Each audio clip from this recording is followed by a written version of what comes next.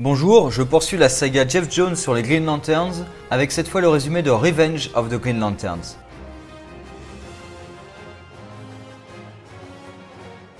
Hal a demandé une faveur à un ancien ami de l'armée, Shane, qui lui a permis de redevenir pilote sur la base militaire d'Edwards. John le contacte pour s'occuper d'un vaisseau à l'abandon. Il est entièrement fait de jaune, mais maintenant qu'ils connaissent l'impureté de la batterie centrale, ils peuvent facilement surpasser la faiblesse au jaune. Le vaisseau est entièrement vide, et sur Terre, un androïde est arrivé. Il élimine toute vie à la recherche de son prédécesseur, se dirigeant vers la base d'Edwards. Hal discute avec son frère Jim au sujet de Coast City. Même si la ville est en cours de réparation, presque personne n'a envie de s'y installer, pas même son frère. Un avion a perdu le contrôle et survole la ville. Hal fonce pour le secourir.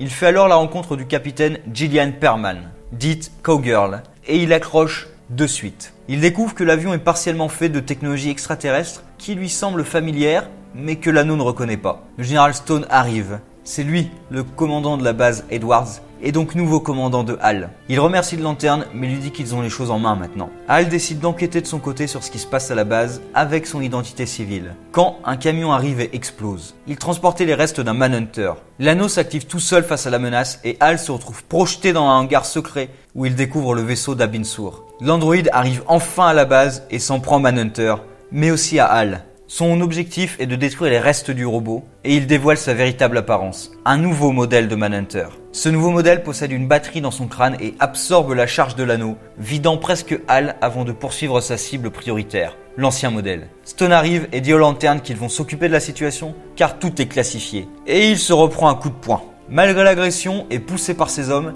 il accepte de l'aider et lui prête même un avion. L'armée a utilisé les restes du Manhunter pour développer leur nouvel appareil, mais il y a quelques semaines, il s'est réactivé tout seul. Le nouveau modèle parvient à détruire l'ancien qui s'écrase dans Coast City, et Hal sacrifie son avion pour sauter sur le Manhunter et lui arrache la tête pour se recharger directement à la source. Pleinement rechargé, il peut emmener l'ancien modèle dans l'espace avant qu'il ne s'autodétruise. Pour assurer son poste, Hal va voir le général Stone et s'excuse pour l'avoir frappé par le passé. Stone accepte ses excuses et se réjouit d'avoir un Green Lantern avec lui. Hal est surpris, mais Stone dit bien avoir reconnu son coup de poing. Inspiré par son frère, Jim décide de réemménager à Coast City avec sa famille. Sur la planète mère des Manhunters, Bayot, les robots ont un nouveau Grandmaster qui détient un petit groupe de Green Lanterns. La suite a lieu après les événements de Infinite Crisis et un saut dans le temps d'une année. Alors que Hal et ses camarades reçoivent leur médaille pour leur évasion héroïque durant cette année, un vaisseau s'écrase en plein milieu de la cérémonie. À son bord, Tomartu, inconscient. Un Green Lantern que Hal avait tué quand il était parallaxe, volant son anneau et le laissant dans le vide de l'espace. Salak l'examine et conclut qu'il était prisonnier des Manhunters. Tomartu semble avoir cherché Hal pour le tuer.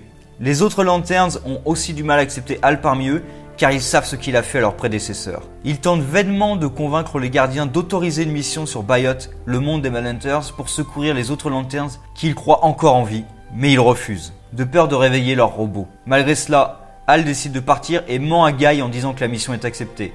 Guy est bien conscient du mensonge mais le suit quand même. En retraçant l'anneau de Tomartu, ils arrivent dans une usine sur Bayot, une usine de Manhunters. Ce sont les nouveaux modèles et du sang coule dans leurs tuyaux. En avançant dans l'usine, les deux hommes découvrent plusieurs Green Lanterns pensés morts pendant la folie de Parallax. Ils sont attaqués en traite par le cyborg Superman, Hank Henshaw. C'était un scientifique rêvant de voyage spatial, mais quand il fit son premier voyage avec sa femme et des amis, des radiations mortelles les tuèrent. Il a survécu sous la forme d'une conscience passant de machine en machine et avoue une haine éternelle à Superman, l'accusant de ne pas les avoir sauvés. C'est lui qui a détruit Coast City en se faisant passer pour Superman, créant les circonstances qui ont poussé Hal à devenir Parallax. Parallax a justement essayé de le tuer, mais a échoué, Hank n'étant qu'une conscience. Hank utilise les anneaux des captifs et capture assez facilement Guy et Hal. Il utilise alors des nanomachines pour essayer de prendre le contrôle de son esprit, mais sa volonté est trop forte, et il utilise son anneau pour les détruire et libérer les captifs.